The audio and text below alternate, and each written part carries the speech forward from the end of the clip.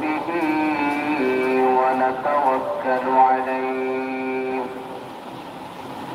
ونعوذ بالله من شرور أنفسنا ومن سيئات أعمالنا من يهده الله فلا مضل له ومن يضلله فلا هادي له ونشهد أن لا إله إلا الله وحده لا شريك له ونشهد أن سيدنا وسندنا وحبيبنا ومولانا محمدا عبده ورسوله الذي أرسله بالحق بشيرا ونذيرا وداعيا إلى الله بإذنه وسراجا منيرا أما بعد فقد قال الله تبارك وتعالى في كلامه المجيد وفرقانه الحميد أعوذ بالله من الشيطان الرجيم بسم الله الرحمن الرحيم إن الله وملائكته يصلون على النبي يا أيها الذين آمنوا صلوا عليه وسلموا تسليما اللهم صل على محمد وعلى آل محمد كما صليت على إبراهيم وعلى آل إبراهيم إنك حميد مجيد اللهم بارك على محمد وعلى آل محمد كما باركت على إبراهيم وعلى آل إبراهيم إنك حميد مجيد উপস্থিত সম্মানিত মুসলিয়ান কেরাম, মহান আল্লাহ তাআলার শাহী দরবারে অসংখ্য অগণিত শুকর আদায় করছি যে মহান আল্লাহ তাআলা আমাদের সবাইকে পবিত্র জুমআর নামাজ আদায়ের জন্য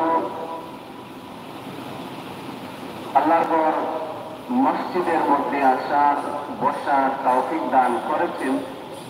এজন্য সকলে দিল থেকে শুকর আদায় করি, বলি আলহামদুলিল্লাহ। আল্লাহ রাব্বুল আলামিন বলেন,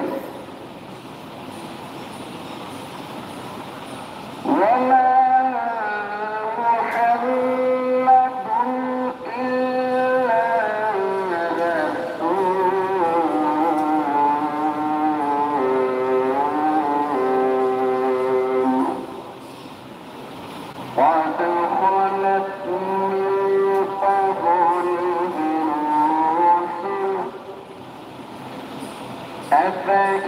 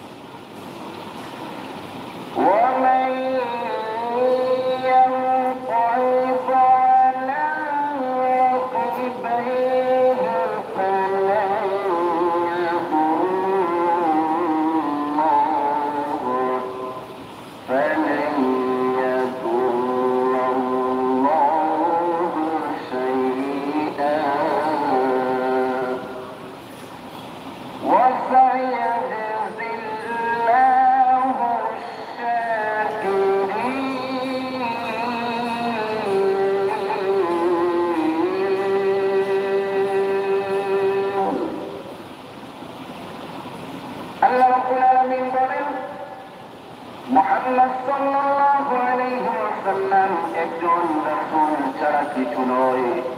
তার আগেও বহু রাসূল গত হয়েছে এবং তারা সবাই মৃত্যুর মুখে পতিত হয়েছে। তাই তিনি যদি আজ মারা যান অথবা তাকে যদি মেরে ফেলা হয়, তাহলে তোমরা কি হেদায়ত থেকে মুখ ফিরিয়ে নেবে? আর যে ব্যক্তি মুখ ফিরিয়ে নেয় সে কখনোই আল্লাহর দ্বীনের কোনো প্রতিসাধন করতে পারে না। আল্লাহ তারা অচিরেই প্রকৃতজ্ঞ বান্দাদের প্রতিফলন দান করবেন। এখানে আল্লাহ তারা বলতেছেন যে তৎকালীন সময় নবী করিম সাল্লাল্লাহু আলাইহি ওয়াসাল্লামের যুগে যে সমস্ত সাহাবায়ে কেরামগণ উপস্থিত ছিলেন, উনাদের উদ্দেশ্য করে বলতেছেন যে মুহাম্মদ সাল্লাল্লাহু আলাইহি ওয়াসাল্লাম তিনি একজন আল্লাহর রাসূল, এছাড়া কিছু নন। তিনি একজন আল্লাহর রাসূল এবং তার আগে আরো বহু রাসূল, নবী এবং রাসূল দুনিয়াতে এসেছিলেন এবং ওনারা দুনিয়া থেকে বিদায় নিয়েছেন। কাজে যেহেতু নবীগণ দুনিয়ায় এসে থাকেন, দুনিয়া থেকে বিদায় নিয়ে থাকেন, তাহলে বোঝা গেল নবীগণ দুনিয়া এক সময় আসেন আর এক সময় বিদায় গ্রহণ করেন। কাজে আল্লাহ তাআলা সাহাবীদের উদ্দেশ্য করে বলতেছেন যে যদি এই নবী অর্থাৎ মুহাম্মদ সাল্লাল্লাহু আলাইহি ওয়াসাল্লাম তিনিও যদি অন্যান্য নবীদের মতো মৃত্যুবরণ করেন অথবা তিনি তাকে কেউ মেরে ফেলে, তাহলে তিনি না থাকার কারণে তোমরা কি সত্য থেকে হেদায়ত থেকে মুখ ফিরিয়ে নেবে? আল্লাহ তাআলা বলতেছেন তোমরা কি মুখ ফিরিয়ে নেবে? আর যে ব্যক্তি মুখ ফিরিয়ে নেবে সে দিনের কোনো ক্ষতি করতে পারবে না, বরং অচিরেই অকৃতজ্ঞ বান্দাদের প্রতিফল আল্লাহ তাআলা দান করবেন। এখন হযরত মুহাম্মদ সাল্লাল্লাহু আলাইহি ওয়াসাল্লাম উনার আগে আরো বহু নবী রাসূল দুনিয়াতে এসেছিলেন এবং বিদায় নিয়েছেন। এই সিলসিলায় আমাদের নবী মুহাম্মদ সাল্লাল্লাহু আলাইহি ওয়াসাল্লাম 63 বছর বয়সে দুনিয়া থেকে বিদায় গ্রহণ করেন। নবী করিম সাল্লাল্লাহু আলাইহি ওয়াসাল্লাম যখন বিদায় গ্রহণ করেন, বিদায় গ্রহণ করার পর এই কবর যখন সাহাবীদের মধ্যে ছড়িয়ে পড়ল, তখন সাহাবায়ে কেরামদের মধ্যে একটা অশান্তি ভাব দেখা দিল। হযরত ওমর রাদিয়াল্লাহু আনহু উন্মুক্ত তরবারি হাতে বললেন, যে ব্যক্তি বলবে মুহাম্মদ সাল্লাল্লাহু আলাইহি ওয়াসাল্লাম ইন্তেকাল করেছেন, তার যোগ্যতাটি খণ্ডিত করে দেব। তিনি মৃত্যুবরণ করেন নাই, বরং আল্লাহ তাআলার সাথে সাক্ষাৎ করতে গিয়েছেন এবং ফিরে আসবেন। হযরত আবু বকর সিদ্দিক রাদিয়াল্লাহু আনহুর কাছে সাহাবায়ে কেরামদের বিক্ষিপ্ত বা মনোভাব এর খবর যখন আবু বকর সিদ্দিক রাদিয়াল্লাহু আনহুর কাছে গিয়ে পৌঁছালো, হযরত আবু বকর রাদিয়াল্লাহু আনহু আসলেন এবং হযরত ওমর রাদিয়াল্লাহু আনহুকে কুরআনুল কারীমের এই আয়াত কানা স্মরণ করিয়ে দিলেন, ওয়ামা মুহাম্মাদুন ইল্লা রাসূল قد خلت من قبله الرسل أفإن مات أو قتل انقلبتم على أعقابكم ومن ينقلب على عقبيه فلن يضر الله شيئا وسيجزي الله الشاكرين। সিদ্দিক আকবর রাদিয়াল্লাহু আনহু যখন ওমর রাদিয়াল্লাহু আনহুকে এই আয়াত কারা তেলাওয়াত করে শোনাইলেন, তখন হযরত আবু বকর রাদিয়াল্লাহু আনহু হযরত ওমর রাদিয়াল্লাহু আনহু শান্ত হয়ে গেলেন। নবী করিম সাল্লাল্লাহু আলাইহি ওয়াসাল্লাম আহলে সুন্নাত ওয়াল জামাতের অভিমত হচ্ছে নবী করিম সাল্লাল্লাহু আলাইহি ওয়াসাল্লাম কবর শরীফের মধ্যে জিন্দা অবস্থায় শায়িত আছেন। সুবহানাল্লাহ। আর নবী করিম সাল্লাল্লাহু আলাইহি ওয়াসাল্লামের একটি হাদিস, কেউ যদি আমার কবর শরীফের কাছে গিয়ে সালাম দেয়, আমি নবী সেটা নিজ কানে শুনব এবং তার জবাব দেব। আর দূরে থেকে যদি কেউ আমার উপর দুরূদ ও সালাম পাঠায়, আল্লাহ তাআলা এই কাজের জন্য কিছু ফেরেশতা নিয়োজিত করে রেখেছেন। এই ফেরেশতা ওই ব্যক্তির নাম, তার বাবার নাম সহ দুরূদ ও সালামটুকু আমার কবর শরীফে পৌঁছিয়ে দিয়ে থাকেন। সুবহানাল্লাহ। এই হাদিস থেকেও বুঝা গেল নবী করিম সাল্লাল্লাহু আলাইহি ওয়াসাল্লাম কবর শরীফের মধ্যে জীবিত অবস্থায় শায়িত আছেন এবং যারা কবর শরীফের নিকটে গিয়ে সালাম দেয়, নবী করিম সাল্লাল্লাহু আলাইহি ওয়াসাল্লাম তাদের সালামটুকু নিজ কানে শুনেন এবং জবাব দিয়ে থাকেন। সুবহানাল্লাহ।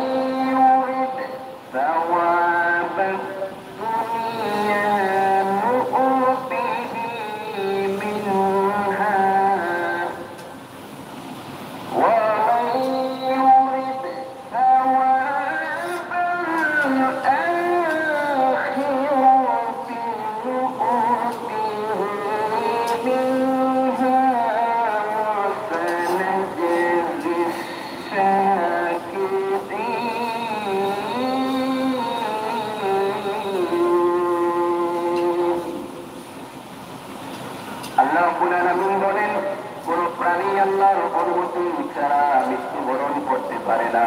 আল্লাহ তাআলার কাছে সবার দিনক্ষণ সুনির্দিষ্ট। যে ব্যক্তি পার্থিব জীবনের পুরস্কারের প্রত্যাশা করে, আমি দুনিয়াতে তার কিছু অংশ দান করি। আর যে ব্যক্তি আখিরাতের পুরস্কারের ইচ্ছা পোষণ করে, আমি তাকে সে পাওনা থেকে এর প্রতিফলন দান করব। অচিরে আমি আল্লাহ কৃতজ্ঞদের প্রতিফলন দান করব। আল্লাহ রাব্বুল আলামিন বলেন, কোন প্রাণী আল্লাহর অনুমতি ছাড়া মরতে পারে না। আল্লাহ তাআলার কাছে সবার দিনক্ষণ সুনির্দিষ্ট। আল্লাহর অনুমতি ছাড়া কেউ মৃত্যুবরণ করতে পারে না। মানুষ জন্মগ্রহণের আগেই তার মৃত্যু নির্ধারিত হয়ে যায়। শুধু মানুষ নয়, সব প্রাণী, এবং তার দিনক্ষণ পর্যন্ত সুনির্দিষ্ট। সে কোন জায়গায় মৃত্যুবরণ করবে, সে কোন দিন মৃত্যুবরণ করবে, দিনের কখন মৃত্যুবরণ করবে, কোন অবস্থায় মৃত্যুবরণ করবে, সব নির্ধারিত, সব নির্ধারিত। এমনকি তাকে কোথায় দাফন করা হবে সেটাও নির্ধারিত। আল্লাহ রাব্বুল আলামিন বলেন, ইন্না খালাকনাকুম মিন তুরাব। আমি আল্লাহ মানুষদেরকে মাটির উপাদান দিয়ে সৃষ্টি করেছি। মাটির উপাদান দিয়ে আল্লাহ মানুষ সৃষ্টি করেছেন। এখন এর দুটি ব্যাখ্যা। একটি হচ্ছে আল্লাহ তাআলা সরাসরি আদম আলাইহিস সালামকে মাটি দিয়ে সৃষ্টি করেছেন, আর পৃথিবীর সব মানব গোষ্ঠী আদমের সন্তান। কাজে মানুষ কিসের তৈরি? মাটির তৈরি। আর আরেকটি ব্যাখ্যা হচ্ছে মানুষ তৈরির মূল উপাদান ইসমার মতো জল, অবাল, এই দুটি জিনিস তৈরি হয় রক্ত থেকে। আর মানুষের দেহে রক্ত তৈরি হয় খাবার থেকে। আর যে খাবার আমরা গ্রহণ করি, সেই খাবারগুলো উৎপন্ন হয় মাটি থেকে। কাজে আল্লাহ তাআলা বলেছেন, ইন্না খালাকনাকুম মিন তুরাব। আমি আল্লাহ মাটির উপাদান দিয়ে মানুষ সৃষ্টি করেছি। এক ব্যাখ্যা। 2 নম্বর ব্যাখ্যা। 3 নম্বর ব্যাখ্যা হচ্ছে, আল্লাহ তাআলা যখন একজন মানুষ সৃষ্টি করেন, প্রথমে শুক্রকীট ডিম্বাণু, তার থেকে সেটা আস্তে আস্তে রক্তপিণ্ডে ধারণ করে, তারপর সেটা পুষ্পের আকারে পরিবর্তন হয়। তারপর আল্লাহ তাআলা সেখানে একটা ধাচ্ছা দিয়ে মানুষের একটা ধাচ্ছা তৈরি করেন। এই কাজের জন্য আল্লাহ তাআলা ফেরেশতা নিয়োজিত করে রেখেছেন। সুবহানাল্লাহ। মানুষের মানব দেহের একটা ধাচ্ছা যখন তৈরি হয়, তখন ফেরেশতারা ওই মানুষটা মারা যাওয়ার পর যে জায়গায় তাকে দাফন করা হবে, সেই জায়গার কিছু মাটি মাতৃগর্ভে তার ধাচ্ছার তৈরিতে মিশ্রণ করে নেন। এজন্য আল্লাহ রাব্বুল আলামিন বলেন, ওয়ামা কানা লিনাফসিন আন তামুতা ইল্লা বিইযনিল্লাহি কিতাবাম মুআজ্জালা। কোন প্রাণী আল্লাহ পাকের অনুমতি ছাড়া, আল্লাহ পাকের ইচ্ছা ছাড়া মরতে পারে না। এমনকি তার দিনক্ষণ সবকিছু নির্ধারিত রয়েছে, সবকিছু নির্ধারিত। সে কোন দিন মারা যাবে, কোন জায়গায় মারা যাবে, কোথায় মারা যাবে, কিভাবে মারা যাবে, সব নির্ধারিত। আর এই মৃত্যু থেকে আমাদের পালানোর কোনো উপায় নেই। পৃথিবীতে সব থেকে বড় সত্য যে জিনিস সেটা হচ্ছে মৃত্যু। এর থেকে বড় সত্য আর নাই। সবাই মৃত্যুবরণ করতে হবে, এটা চিরন্তন সত্য। আর এই বিবাদকে নিয়ে চিরন্তন সত্য একটা বিষয়কে যেটা সবার সাথে ঘটবে, সবার জীবনে আসবে, মৃত্যু, সেই বিষয়টাকে আমরা বেমালুম ভুলে যাই। মৃত্যুর কথা মনে থাকে না, মৃত্যুর কথা মনে থাকে না। এজন্য জ্ঞানী হচ্ছে ওই সমস্ত মানুষ যারা সর্বদা নিজের নেক আমল নিয়ে আল্লাহর কাছে তওবা ইস্তেগফার করে সব সময় যারা মৃত্যুর জন্য তৈয়ার থাকে, মৃত্যুর জন্য যারা প্রস্তুত থাকে, তারাই হচ্ছে সব থেকে জ্ঞানী এবং সব থেকে বুদ্ধিমান। আর ওই সমস্ত মানুষ সব থেকে বোকা যারা এই চিরন্তন সত্য জিনিসটাকে ভুলে যায়, মৃত্যুকে বেগাফিল ভাবে ভুলে যায়, মৃত্যু থেকে বেগাফিল থাকে, মৃত্যু থেকে একেবারে গাফিল হয়ে যায়, মৃত্যুকে ভুলে যায়। আর হঠাৎ করে এমন অবস্থায় মৃত্যুবরণ হয়, সে মৃত্যুর জন্য মোটেও তৈরি ছিল না। এজন্য এই মৃত্যুর জন্য আমাদের সবাইকে সর্বদা প্রস্তুত থাকতে হবে। আমাদের কার কাছে কখন মালাকুল মউত চলে আসেন আমরা কেউ জানি না, কেউ সেটা বুঝতেও পারবো না। এজন্য আল্লাহ রাব্বুল আলামিন বলেন, কোন প্রাণী আল্লাহর অনুমতি ছাড়া মৃত্যুবরণ করতে পারবে না। এমনকি ওই মৃত্যুবরণের দিনক্ষণ পর্যন্ত সুনির্দিষ্ট। আর যে ব্যক্তি পার্থিব জীবনের পুরস্কার চায়, আমি তাকে দুনিয়াতেই কিছু অংশ দান করি। যারা আল্লাহর কাছে দুনিয়া চায়, তার ভাগ্যে যতটুকু আছে ততটুকুই আল্লাহ দুনিয়া তাকে দান করেন। আর যে ব্যক্তি আখিরাতের ফসল চায়, আল্লাহ রাব্বুল আলামিন বলেন, আমি তাকে আখিরাতের পুরস্কারের, যে ব্যক্তি আখিরাতে পুরস্কারের ইচ্ছা পোষণ করে, আমি তাকে সে পাওনা থেকে পুরোপুরি দান করি। যারা আখিরাত চায় আল্লাহ তাকে পুরোপুরি দান করেন। আর যে দুনিয়া চায়, ভাগ্যে যতটুকু আছে আল্লাহ ততটুকু দান করেন। আল্লাহ চিরে কৃতজ্ঞ ব্যক্তিদের প্রতিফলন দান করবেন। সুবহানাল্লাহ। এজন্য আর যারা শুধু দুনিয়া চায়, লোকে আখিরাত চায় না, তাদের আখিরাতটা বরবাদ হয়ে যায়। এজন্য আল্লাহ আমাদের শিখিয়ে দিয়েছেন দুনিয়ার সাথে আখিরাত কিভাবে চাইতে। আল্লাহ আমাদের শিখিয়ে দিয়েছেন, রব্বানা আতিনা ফিদ দুনিয়া হাসানাতাও ওয়া ফিল আখিরাতি হাসানাতাও ওয়া কিনা আযাবান নার। রব্বানা আতিনা ফিদ দুনিয়া হাসানা, আল্লাহ আমাদের দুনিয়াকে তুমি সুন্দর করে দাও, ওয়া ফিল আখিরাতি হাসানা, আমাদের আখিরাতকেও সুন্দর করে দাও, ওয়া কিনা আযাবান নার, আর আমাদেরকে জাহান্নামের শাস্তি থেকে তুমি রক্ষা করো। আল্লাহ দুনিয়া আখিরাত কিভাবে চাইতে হবে আল্লাহ শিখিয়ে দিয়েছেন। আখিরাতটা বাদ দিতে হবে না, আখিরাতটার সাথে রাখতে হবে। আর দুনিয়াটা শুধু দুনিয়া চাইলে হবে না, শুধু দুনিয়া চাইলে বাকি যতটুকু আছেন ততটুকু পাবেন, আখিরাত বরবাদ হয়ে যাবে। আর যে ব্যক্তি আখিরাত চায় আল্লাহ তাকে পুরোপুরি দান করেন, এখানে কোনো কিছু বরবাদ হয় না, ধ্বংস হয় না।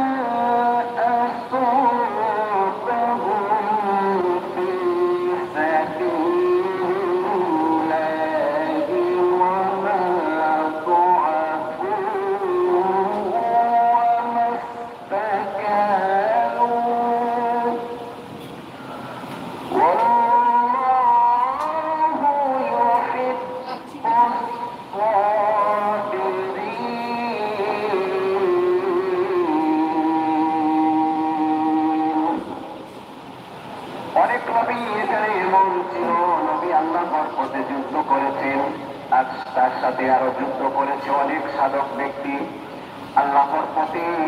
তাদের উপর যত বিপদ মুসিবত এসেছে তাতে কোনোদিন তারা হতাশ হয়ে পড়েননি, তারা দুর্বল হননি, বাতিলের সামনে তারা মাথা উন্নত করেননি।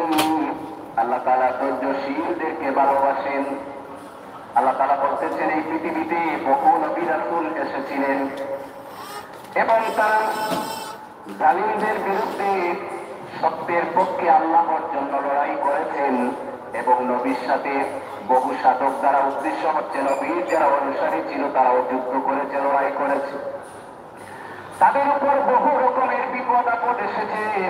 ওই সমস্ত অত্যাচার, নির্যাতন, বিপদ আপদে তারা ধৈর্য ধারণ করেছেন।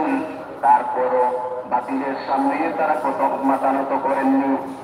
আর যারা এই অবস্থায় থেকে ধৈর্য ধারণ করেছেন, আল্লাহু ইউহিব্বুস সাবিরিন, আল্লাহ ধৈর্যশীল ব্যক্তিদেরকে খুবই ভালোবাসেন, পছন্দ করেন। ওয়ামা কানা কাওলাহুম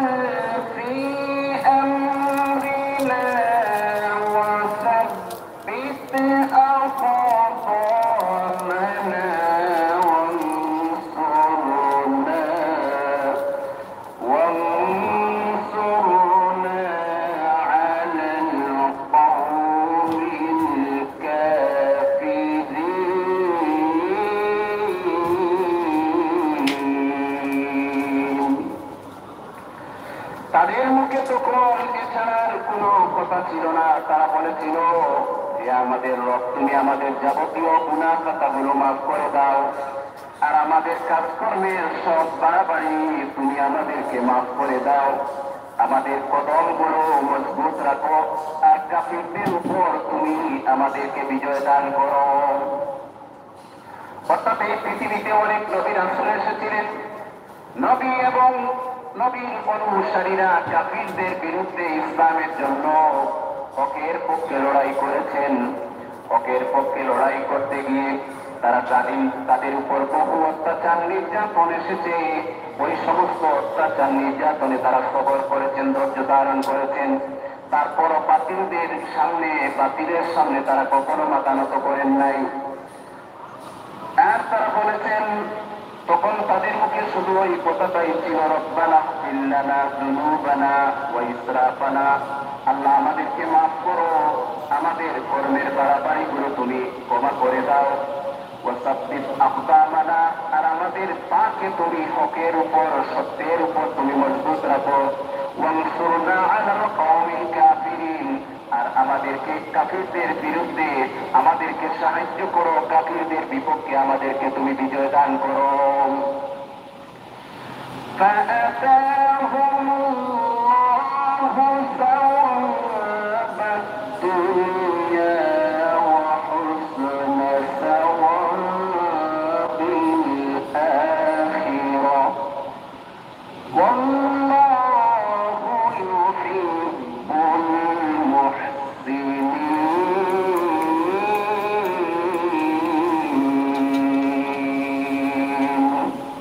অতঃপর আল্লাহ তাআলা তাদের দুনিয়ার জীবনে ভালো প্রতিফল দিয়েছেন এবং পরকালীন জীবনেও তিনি তাদের উপর তাদেরকে উত্তম পুরস্কার দিয়েছেন।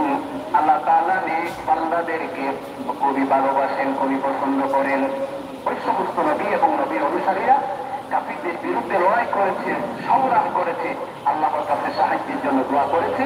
ফলে আল্লাহ তাদের দুনিয়ার জীবনে এই সমস্ত ভালো কাজের প্রতিফল দিয়েছেন এবং পরকালীন জীবনেও তাদেরকে উত্তম পুরস্কার দিয়েছেন। আল্লাহ তাআলা আল্লাহু ইউহিব্বুল মুহসিনিন, আল্লাহ তাআলা নেক বান্দাদেরকে মহব্বত করে, ভালোবাসেন। আল্লাহর ভালোবাসা পেতে হলে আমাদেরকে নেক হতে হবে, নেক বান্দায় আমাদেরকে নেক বান্দা হতে হবে। ইয়া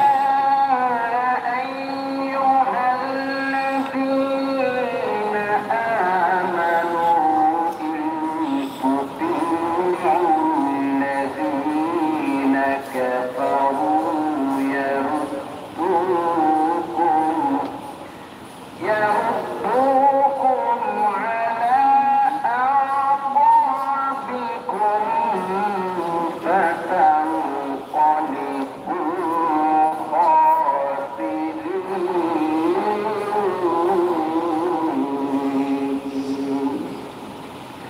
আল্লাহ তাআলা বলেন, ইয়া আইয়ুহাল্লাযীনা আমানু, হে লোক সকল, তোমরা যারা আল্লাহর উপর ঈমান এনেছো, তোমরা যদি কোথায় কোথায় কাফিরদের অনুসরণ করো, তাহলে এরা তোমাদেরকে আগের অবস্থায় ফিরিয়ে দেবে, আর যার ফলে তোমরা ক্ষতিগ্রস্ত হয়ে যাবে। আল্লাহ তাআলা বিশ্ববাসীকে বলতেছেন, তোমরা যদি কোথায় কোথায় কাফিরদের কথা শুনো, অনুসরণ করো, তাহলে এই কাফিররা সুযোগে তোমাদেরকে আবার ঈমান হারা করে দিবে।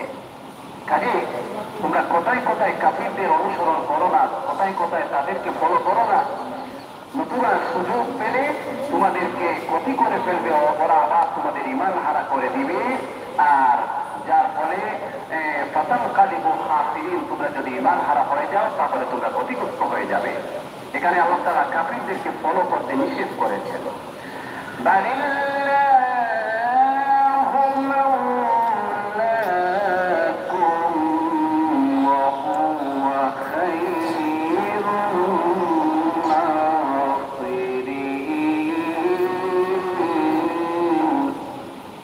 আল্লাহ তাআলাই হচ্ছেন তোমাদের অভিভাবক এবং তিনি তোমাদের উত্তম সাহায্যকারী। কাজে এখন কোন স্বার্থের কারণে কাফিরদেরকে ফলো করতে হবে, তাদের কথা মানতে হবে, তাদেরকে বন্ধুরূপে গ্রহণ করতে হবে না। আল্লাহ তাআলা বলেন, বালিল্লাহু মাওলাকুম ওয়া হুয়া খায়রুন নাসিরিন, আল্লাহ তাআলাই হচ্ছেন তোমাদের অভিভাবক আর তিনি হচ্ছেন তোমাদের সাহায্যকারী। এখানে আরেকটি বিষয়, এই আল্লাহ তাআলাই আমাদের অভিভাবক। বালিল্লাহু মাওলাকুম, কোরআনের বহু জায়গায় আল্লাহ তাআলা বলেছেন মুমিনদের অভিভাবক হচ্ছেন আল্লাহ তাআলা। কাজে দুনিয়াতে যদি মুমিনদের কোন অভিভাবক থাকে তাহলে তিনি হচ্ছেন কে? আল্লাহ তাআলা। অনেকে এই বিভিন্ন রাজনৈতিক নেতাকে নিজের অভিভাবক হিসেবে মনে করেন বা সেটা প্রকাশ করেন। কোন নেতা কখনোই কোন মানুষের, কোন মুমিনের অভিভাবক হতে পারেন না। এটা হচ্ছে একটা শিরকি কথা। এইরকম কথা বললে ঈমান চলে যাবে, মনে প্রাণে বিশ্বাস করলে ঈমান চলে যাবে।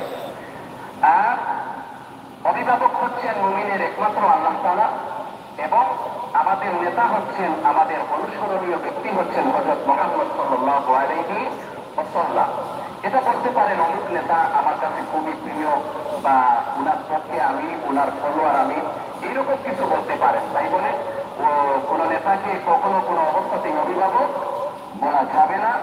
অভিভাবক হচ্ছেন মুমিনদের একমাত্র আল্লাহ তাআলা, এবং নেতা হচ্ছেন, অনুসরণীয় ব্যক্তি হচ্ছেন হযরত মুহাম্মদ সাল্লাল্লাহু আলাইহি ওয়াসাল্লাম। যা আলোচনা করলাম শুনে আল্লাহ তাআলা আমাদের সবাইকে আমলের তৌফিক দান করুন। আচ্ছা, বিগত দিনগুলিতে সমস্ত বাংলাদেশে বিভিন্ন জায়গায় লুটপাট হয়েছে। এই লুটপাটের মধ্যে যত জিনিস, অনেকেই লুটপাটকৃত জিনিসগুলো আবার ফিরিয়ে দিচ্ছেন। যদি কেউ কারো কাছে লুটপাটকৃত কোনো জিনিস তাকে দয়া করে সেগুলো ফিরিয়ে দিবেন, যেখান থেকে নিয়ে আসছেন ফিরিয়ে দিবেন। আর এই লুটপাটকৃত জিনিসের মধ্যে এই অস্ত্র রয়েছে, বন্দুক রয়েছে, তো প্রশাসন থেকে বলা হচ্ছে ওই সমস্ত অস্ত্রগুলো ফিরিয়ে দেওয়ার জন্য। নতুবা পরবর্তীতে যদি কারো কাছে অস্ত্র ধরা পড়ে, অস্ত্র মামলা হয়ে 14 বছরের জেল হতে পারে।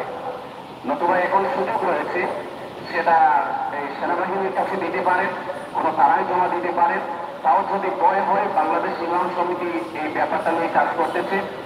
এই ইমাম সমিতির যে কোনো দায়িত্বশীল ব্যক্তির কাছে দিতে পারেন। এই 6 নম্বর ওয়ার্ডের সেক্রেটারি দায়িত্বে আছি আমি, প্রয়োজনে আমার সহযোগিতা নিতে পারেন। সভাপতি হচ্ছেন এই ইলাস্টানি মসজিদের ইমাম সাহেব, উনারও সহযোগিতা নিতে পারেন। দয়া করে যদি অস্ত্র থাকে কারো কাছে, এটা দিয়ে পরবর্তীতে কোনো দুর্ঘটনা ঘটতে পারে, কাজে নিজ দায়িত্বে সেটা জমা দিবেন, নতুবা পরবর্তীতে আপনি বিপদের সম্মুখীন হতে পারেন। আল্লাহ তাআলা আমাদের সবাইকে বুঝার তৌফিক দান করুন। আমিন ওয়া আখিরু দাওয়ানা আলহামদুলিল্লাহি রাব্বিল আলামিন। আল্লাহুম্মা আমিন। ربنا ظلمنا أنفسنا وإن لم تغفر لنا وترحمنا لنكونن من الخاسرين. ربنا فاغفر لنا ذنوبنا وكفر عنا سيئاتنا وتوفنا مع الأبرار. يا الله আমাদেরকে মাফ ফরমাও। আয় আল্লাহ, আমরা জীবনে যত ধরনের গুনাহ করেছি সমস্ত জিন্দেগির গুনাহ খাতাগুলো মাফ ফরমাও। আয় আল্লাহ, আমাদেরকে পরিপূর্ণ হেদায়েত নসিব ফরমাও। আয় আল্লাহ, আমাদেরকে তোমার মকবুল গোলামি নসিব ফরমাও। আল্লাহ, আমাদের সমস্ত মুর্দেগানদের মাফ ফরমাও। আয় আল্লাহ আমাদের সমস্ত মুর্দেগানদের মাফ ফরমাও। আয় আল্লাহ বিশ্বের সমস্ত মুমিন মুমিনাতদেরকে মাফ ফরমাও। আল্লাহ তোমার হাবিবের সমস্ত জিন্দা মুর্দা উম্মতদেরকে মাফ ফরমাও। আল্লাহ আমাদের কবরবাসী মা বাবাকে মাফ ফরমাও। আল্লাহ যাদের মা বাবা জীবিত আছেন নেক হায়াত দান ফরমাও। যারা অসুস্থ আছেন তাদেরকে সুস্থতা দান ফরমাও। রব্বুল আলামিন আল্লাহ আমাদের মা বাবা নানা নানি দাদা দাদির খানদানের সমস্ত মুর্দেগানদের মাফ ফরমাও। রব্বুল আলামিন আয় আল্লাহ আমাদেরকে শান্তি এবং নিরাপত্তা দান ফরমাও। আল্লাহ আমাদের পরিবারের মধ্যে শান্তি দান ফরমাও, নিরাপত্তা দান ফরমাও, সমস্ত অশান্তি পেরেশানি দূর ফরমাও। আয় আল্লাহ আমরা অভাবীদের অভাব দূর ফরমাও, মুসিবতদাতাদের মুসিবত দূর ফরমাও, পেরেশান ওয়ালাদের পেরেশানি দূর ফরমাও, হাজতমন্দ ওয়ালাদের হাজাত পূর্ণ ফরমাও। আল্লাহ বিমারীদেরকে দারুল শিফা থেকে শিফা এনায়েত ফরমাও। আল্লাহ আমাদের মধ্যে অনেকেই অসুস্থ, আল্লাহ সুস্থতা দান ফরমাও। আয় আল্লাহ আমাদের পরিবারের মধ্যে অনেকেই অসুস্থ, আল্লাহ সুস্থতা দান ফরমাও। আয় আল্লাহ একটা ছেলে অসুস্থ, সুস্থতা দান ফরমাও। আয় আল্লাহ জিন ভূতের উপদ্রব দূর ফরমাও। রব্বুল আলামিন আয় আল্লাহ আমাদের সবাইকে সুস্থতা, শান্তি, নিরাপত্তা জিন্দেগি নসিব ফরমাও। আল্লাহ আমাদেরকে নিরাপত্তা শান্তি দান ফরমাও। আমাদের আহলুয়ানদেরকে নিরাপত্তা শান্তি দান ফরমাও। সব ধরনের অশান্তি এবং মুশকিলাত দূর ফরমাও। আল্লাহ এর মুহূর্তে আমরা পক্ষ থেকে অসংখ্য অগণিত দরুদ এবং সালাম তোমার হাবিবের খেদমতে হাদিয়া পৌঁছাও। আল্লাহ আমাদেরকে বারবার মক্কা মদিনা জিয়ারত তৌফিক ফরমাও। আয় আল্লাহ আমাদেরকে মক্কা মদিনা জিয়ারত তৌফিক ফরমাও। আয় আল্লাহ আমাদেরকে সাহায্য ফরমাও। আল্লাহ আমাদের দেশে শান্তি দাও। আয় আল্লাহ আমাদের সমাজে শান্তি দাও। আয় আল্লাহ আমাদের এলাকায় শান্তি দাও। আমাদের পরিবারের মধ্যে শান্তি দাও। রব্বুল আলামিন আল্লাহ আমাদের জান মাল ও ইজ্জত ও হেফাজত ফরমাও। بفضل سبحان ربك رب العزة عما يصفون والسلام على المرسلين والحمد لله رب العالمين وارحمنا برحمتك يا ارحم الراحمين.